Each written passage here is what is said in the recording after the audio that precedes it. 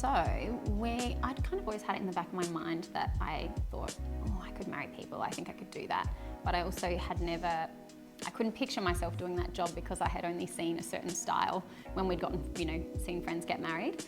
And then when we got married, we met up with two different celebrants. The first one, absolutely lovely lady, but completely not the person for us. Really, really nice, but very, very conservative. Straight in for the question of, Courtney, what do you love about PJ? And I was like, oh, intense, awkward. But then anyway, we ended up meeting up with one other person, and she was like, somebody I want to go for a cocktail with. I got talking and I was like, oh my gosh, I can see myself doing this. It's such a beautiful job. And we had so much in common in that way. So I ended up, starting to become a celebrant while I was on maternity leave with my first baby. It's been the absolute best move ever. I was nursing before, so I'm an ICU nurse by background. Then when COVID hit, I went on early maternity leave. I had been juggling the two for a while, and I just have never returned to nursing. And this is, I absolutely love the wedding world. It's just so me, and I feel like, I should have always been doing this job. It's been the best. Well, I work with a real variety of couples. The sorts of celebrations that we do are really, really, really different.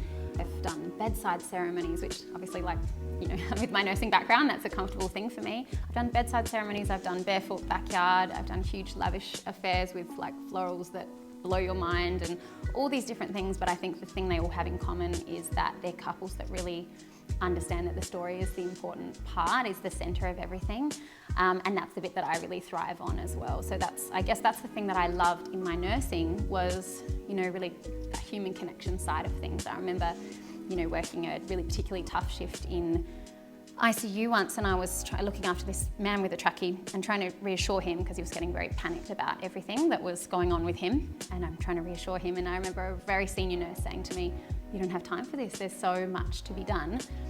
And I just felt like saying, this is the only thing that is important, is the spiritual connection with this patient. Otherwise, what are we doing here? I know that sounds a bit strange to relate that to weddings, but the beautiful part is that is what it's all about with weddings. So now I've realized I get to do my favorite part of that nursing job, the human connection side, as my whole job. So, and get people very, very legally wed, so which is obviously really, really important. But the storytelling aspect and getting to know people and making people feel that they can really be themselves and that they are completely safe to, come as their authentic selves to me, and that I'll take care of them, and I love that. Oh my gosh, it's so important. And I think they, myself included, when we were getting married, I don't think I had any idea how important the decision was. And we had booked in a few other things, and then we were like, okay, we've got to get legally married, so let's meet up with a celebrant. I know that I won't be the right person for everybody because, there are people out there who would probably prefer somebody who's, very conservative or very this or very that. I'd say I'll probably bring much more of a modern edge. There's a certain sorts of couples that like to come to me. But I think they don't realize how important it is until they come and meet with you. And they probably have no idea how, I know that everyone feels their job has a lot behind the scenes, but I think they don't really have any idea how much goes into it until you start to guide them through that. So when we have our first meeting, I think the thing that they're most anxious about is that I'm going to ask them about their feelings. And I tell them straight up, don't worry, I'm not going to ask you straight off the bat what you love about each other. Feelings, no, we'll save that for later.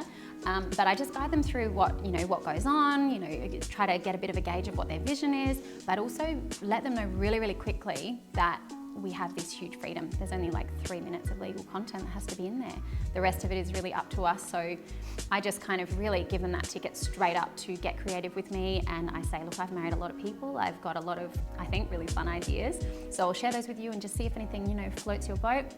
So we do a lot of creative stuff even in just the meet and greet, which is really fun. So I think people get a pretty quick idea that, it's actually going to be the really fun part about getting married, is the getting married bit. Yeah, it's quite cool. I think, like I said, people sort of come to you thinking they have to do it the way all their friends and family have done it, but once they realise they have that freedom, we can get kind of as crazy as we want. A lot of couples like to do a bit of a mix of the traditional elements and a few modern, fresh, fun vibes.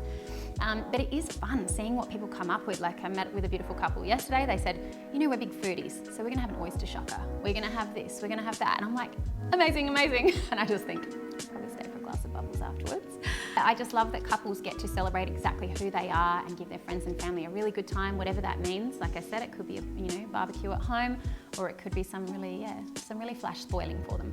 Fun, yeah, people do a lot of really different things. We've had all sorts of animals involved in ceremonies, lots of things too. One of my beautiful friends, when I got them married on New Year's Eve, I said, do I have your permission to surprise you with something for who goes first with their vows? And I got one of my beautiful neighbours to help me make this giant fortune cookie for them. And being a New Year's Eve wedding, it felt like fortune was like the perfect theme. And I got them to break it open when it was time to see who goes first with their vows. And it had in there, a great adventure awaits you. And the first person doing their vows is Dan. It was a really fun moment. So I love that, we can do creative things. Yeah, I couldn't do a lot of creative stuff in nursing, so this is really fun.